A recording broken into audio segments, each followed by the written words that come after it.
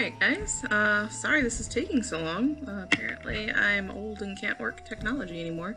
I could probably do this on my phone easily, but I'm not familiar with the computer camera and everything. So, I'm gonna read an Edgar Allan Poe story to you, so hopefully the sound quality is okay. I tested it a few times, I could hear it. Just in case this is a huge failure, I will upload a YouTube video of the story. It's pretty short, it's like maybe 12 minutes long reading, but it is about a plague that comes around. I'm not saying that this is a plague, but I just thought when everything was going down, this was the first story that came to mind, and you all know how I am a huge Edgar Allan Poe fan. So I wore my Edgar Allan Poe shirt today. Not that you can even see it in this video, but whatever, it's fine. Before I start, I hope everybody is doing well. I know this is a super weird time. I've gone a little stir crazy and I've deep cleaned most of my house. I have like a few rooms left, but I didn't know how dirty my windows were until yesterday. Alright, so I will upload this to an assignment where you'll answer a few questions. Like I said before, this is a really good opportunity if you were doing poorly in class, you missed a few assignments and didn't do so well on some assignments. This will serve as a replacement or an alternative assignment for that. I'm trying to make them somewhat interesting and relevant to what's going on, so hopefully you enjoyed that article about those two guys hoarding materials in Tennessee. Apparently, I don't remember if that article said, because I read a lot about it, but apparently they have to donate the supplies, the extra supplies that they have, and whatever money they made, because they were like selling sanitizer on Amazon for, I think, 70 bucks or something like that. Just like one bottle, a little bottle, not my giant size ones that I have in my classroom. They sold a few of those for 70 bucks and they have to pay that as their fine, which I think is fair because a lot of people are running out, freaking out, causing them to buy more because of people like that. If you are getting a few supplies to prepare, obviously that's fine, but these guys were in it for making an easy buck. Alright, so this is The Masque of the Red Death by Edgar Allan Poe. I also uploaded some biography information about Poe because I think that's why I like him so much. He's a huge mystery in himself and just has a super messed up, interesting life, and even his death is debated today. So, alright, so The Masque of the Red Death. I have the PDF if you want to bring that up and follow along. The Red Death had long devastated the country. No pestilence had ever been so fatal or so hideous. Blood was its avatar and its seal, the redness and the horror of blood. There were sharp pains and sudden dizziness, and then profuse bleeding at the pores with dissolution. The scarlet stains upon the body, and especially upon the face of the victim, were the pest ban which shut them out from the aid and from the sympathy of his fellow men. And the whole seizure, progress, and termination of the disease were the incidents of half an hour. But the Prince Prospero was happy and dauntless and sagacious. When his dominants were half depopulated, he summoned to his presence 1,000 hale and light-hearted friends from among the knights and dames of his court, and with these retired to deep seclusions of one of his castled abbeys. This was an extensive and magnificent structure, the creation of the prince's own eccentric yet august tastes. A strong and lofty wall griddled it in. This wall had gates of iron. The courtiers, having entered, brought furnaces and massy hammers and welded the bolts. They resolved to leave means neither of ingress nor egress to the sudden impulses of despair or of frenzy from within. The abbey was amply provisioned. With such precautions, the courtiers might bid defiance to contagion. The external world could take care of itself. In the meantime, it was folly to grieve or to think. The prince had provided all the appliances of pleasure. There were buffoons, there were improvisatory, and there were ballet dancers. There were musicians, there was beauty, there was wine. All these and security were without the Red Death. So just to kind of break that down, I know that there's a lot of words there, but obviously the prince is very wealthy during this time of this Red Death. It goes into detail about what's happening with this Red Death. It's pretty gory. I don't think our COVID is that bad, but he decides to take in a lot of provisions, similar to those guys in Tennessee, right? But he takes them in for his wealthy friends and keeps them within his very wealthy home, okay? And they have entertainment. They're fine. They're enjoying themselves.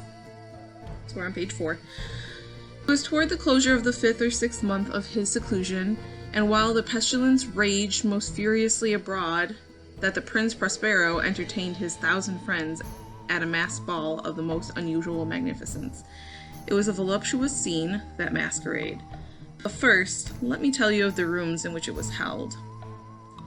There were 7, an imperial suite. In many places, or palaces, however, such suites from a long and straight vista, while the folding doors slide back nearly to the walls on either hand, so that the view of the whole extent is scarcely impeded. Here, the case was very different, as might have been expected from the Duke's love of the bizarre. The apartments were so irregularly disposed that the vision embraced but little more than one at a time. There was a sharp turn at every 20 or 30 yards, and at each turn a novel effect. To the right and left, in the middle of each wall, a tall and narrow Gothic window looked out upon the closed corridor, which pursued the windings of the suite. These windows were of stained glass, whose color varied in accordance with prevailing hue of the decorations of the chamber into which it opened. That at the eastern extremity was hung, for example, in blue, and vividly blue were its windows. The second chamber was purple in its ornaments and tapestries, and here the panes were purple. The third was a green throughout, and so were the casements. The fourth was furnished and lighted with the orange, the fifth with white, and the sixth with violet. The seventh apartment was closely shrouded in black velvet tapestries that hung all over the ceiling and down the walls, falling in heavy folds upon the carpet of the same material and hue. But in this chamber only, the color of the windows failed to correspond with the decorations. The panes here were scarlet, a deep blood color. I wonder if that means something. Now, in no one of the 7 apartments was there any lamp or candelabrum amid the profusion of golden ornaments that lay scattered to and fro or depended from the roof. There was no light of any kind emanating from the lamp or candle within the suite of chambers. But in the corridors that followed the suite, there stood, opposite to each window, a heavy tripod bearing a brazier of fire that projected its rays through the tinted glass and so glaringly illuminated the room. And thus were produced a multitude of gaudy and fantastic appearances.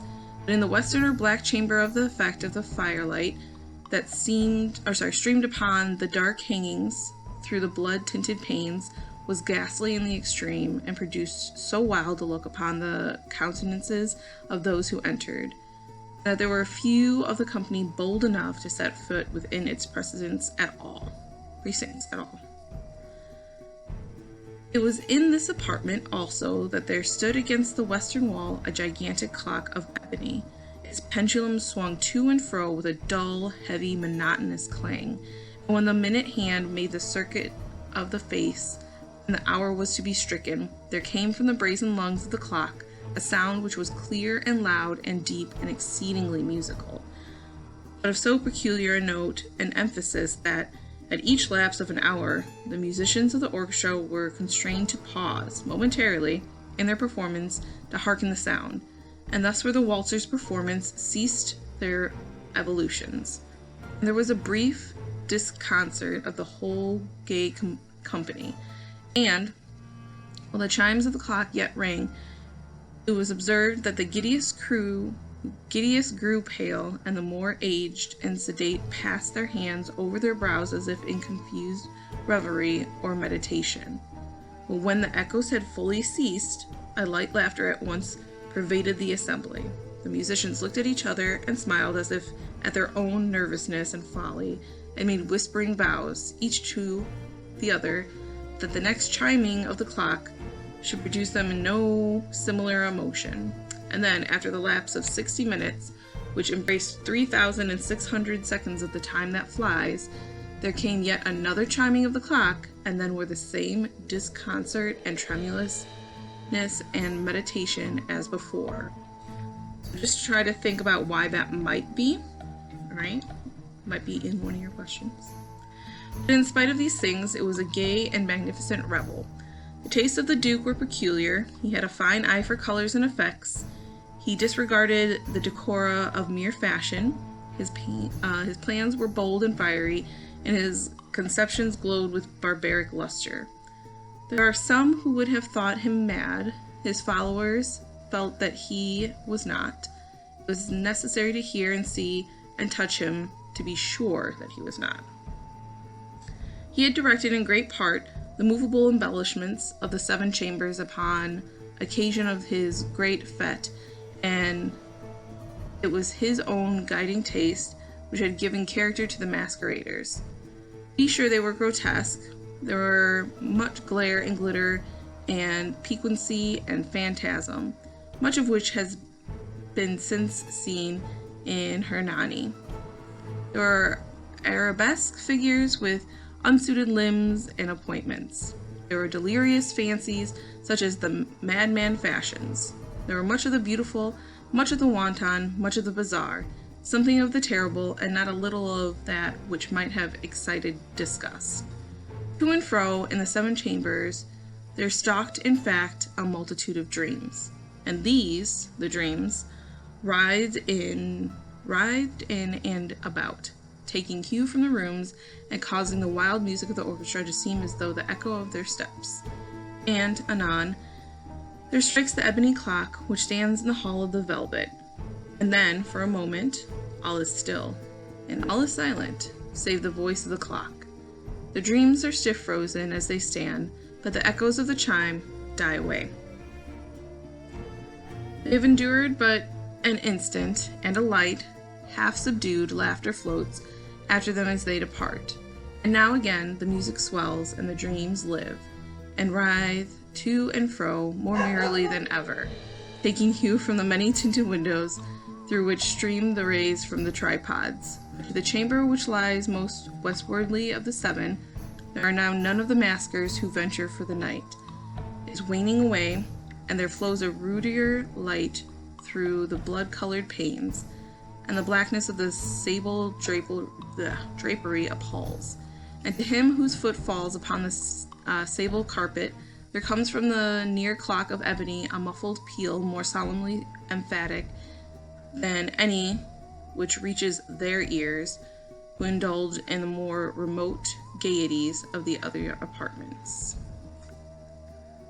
But those other apartments were densely crowded, and in them beat feverishly the heart of life. And the revel went whirringly on until at length there commenced a sounding of midnight upon the clock, and then the music ceased, as I have told, and the evolutions of the waltzers were quieted, and there was an uneasy cessation of all things as before. But now there were 12 strokes to be sounded by the bell of the clock, and thus it happened, perhaps, that more of thought crept with more of time into the meditations of the thoughtful of those who revel.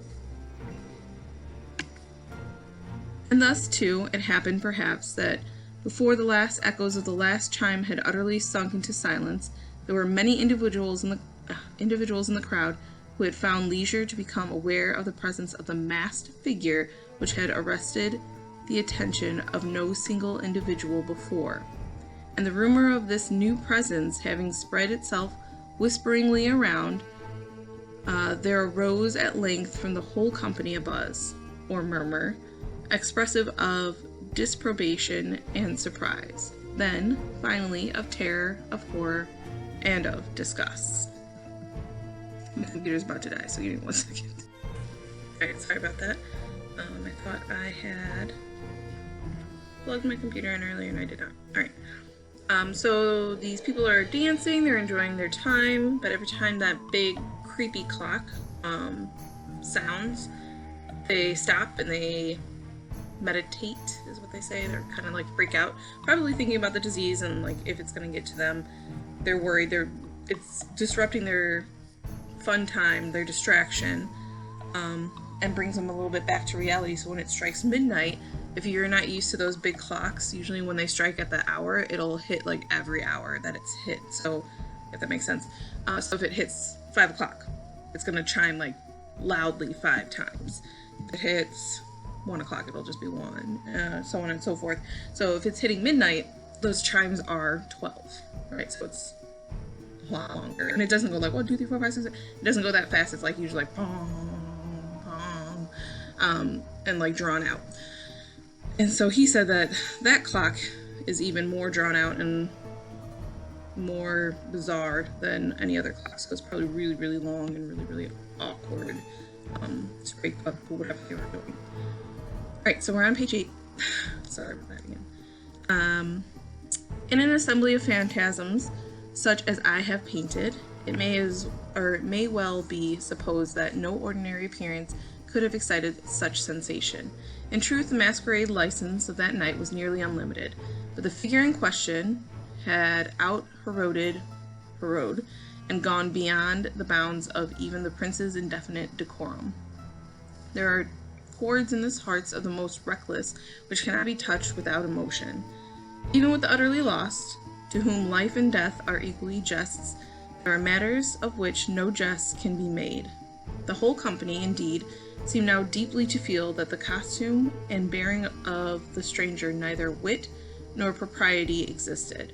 The figure was tall and gaunt and shrouded from head to foot in the habiliments of the grave. The mask which concealed the visage was made so nearly to resemble the countenance of a stiffened corpse that the closest scrutiny must have had difficulty in detecting the cheat. And yet all this might have been endured, if not approved, by the mad revelers around.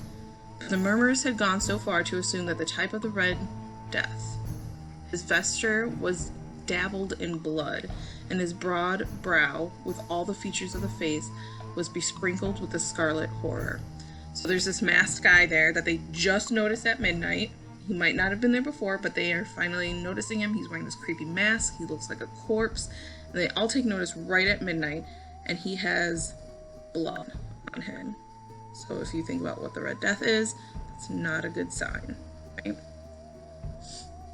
When the eyes of the Prince Prospero fell upon this spectral image, which, with a slow and solemn movement, as if more fully to sustain its role, stalked to and fro among the waltzers, he was seen to be convulsed, in the first moment with a strong shudder, either of terror or of distaste, but, in the next, his brow reddened with rage. "Who dares," he demanded hoarsely of the courtiers who stood near him, "who dares insult us with this blasphemous mockery? Seize him and unmask him, that we may know whom we have to hang at sunrise from the battlements." It was in the eastern or blue chamber in which stood the Prince Prospero as he uttered these words. They rang throughout the 7 rooms loudly and clearly, for the prince was a bold and robust man, and the music had become hushed at the waving of his hand. It was in the blue room where stood the prince, with a group of pale courtiers by his side. At first, as he spoke, there was a slight rushing movement of the group in the direction of the intruder, who, at the moment, was also near at hand, and now, with deliberate and stately step, made closer approach to the speaker. But from a certain nameless awe with which the mad assumptions of the murmur had inspired the whole party, there were found none who put forth hand to seize him, so that, unimpeded, he passed within a yard of the prince's person, and, while in the vast assembly, as if with one impulse, shrank from the centers of the room to the walls, he made his way uninterruptedly, but with the same solemn and measured step which had distinguished him from the first, through the blue chamber to the purple, through the purple to the green to the orange, through this again to the white, and even thence to the violet. Here a decided movement had been made to arrest him. It was then, however, that the Prince Prospero, maddening with rage and the shame of his own momentary cowardice, rushed hurriedly through the 6 chambers, while none followed him on account of a deadly terror that had seized upon all. He bore aloft a drawn dagger, and had approached, in rapid impetuosity, to within 3 or 4 feet of the retreating figure, when the latter, having attained the extremity of the velvet apartment, turned suddenly and confronted his pursuer. There was a sharp cry, and the dagger dropped gleaming upon the stable carpet, upon which, instantly afterward, fell prostrate in the death of the Prince Prospero. Then, summoning the wild courage of his despair, a throng of the revelers at once threw themselves into the black apartment, and, seizing the mummer, whose tall figure stood erect and motionless within the shadow of the ebony clock, gasped in unutterable terror at finding the grave cerements and corpse-like mask, which they handled with so violent a rudeness, untainted by any tangible form. And now was acknowledged the presence of the Red Death. He had come like a thief in the night, and one by one dropped the revelers in the blood-bedewed halls of their revel, and died, each in the despairing posture of his fall. And the life of the ebony clock went out with that of the last of the gay, and the flames of the tripods expired, and darkness and decay and the Red Death held illimitable dominion over all. I'm sorry I stumbled so much. Edgar Allan Poe is a tough writer. So, the Red Death is supposed to be a symbol, obviously for, the masked Red Death is supposed to be a symbol for the disease itself that's going on outside of those walls. But there's supposed to be a lesson to be learned from the story. So that's going to be one of the questions that I ask you. What do you think the overall lesson, or I guess kind of moral of the story is that Edgar Allan Poe is trying to make with this short story? I hope this doesn't like freak you out. It's not supposed to freak you out. It's not a real story. It's fake. It's false. But it does have a lot to say with how people react in a time of, I don't know, need, I guess, or panic or whatever. So there's going to be some follow-up questions. I'm going to ask you about some vocab in there because he does have a lot of tough vocab. I will also upload another version of this if you cannot stand how I'm reading it. I totally understand. I think I tripped a lot in there. So the other version's a little bit shorter. I'm not talking through it or, stumbling through it. So they also have a few pictures to help engage you a little bit more. I hope you liked the Masque of the Red Death. I'll upload those questions. Again, it's not for nothing. You're either doing it for extra credit or it's going to make up some other assignment that you didn't do or didn't get a great grade on. If you have questions, email me. I know there's like messages on Edmodo, but it doesn't show through my phone or my computer very well, so the email is the best way to reach me if you have any specific questions. Okay, it's tgalloway@d131.org. All right, I hope you like it. I'll talk to you guys later.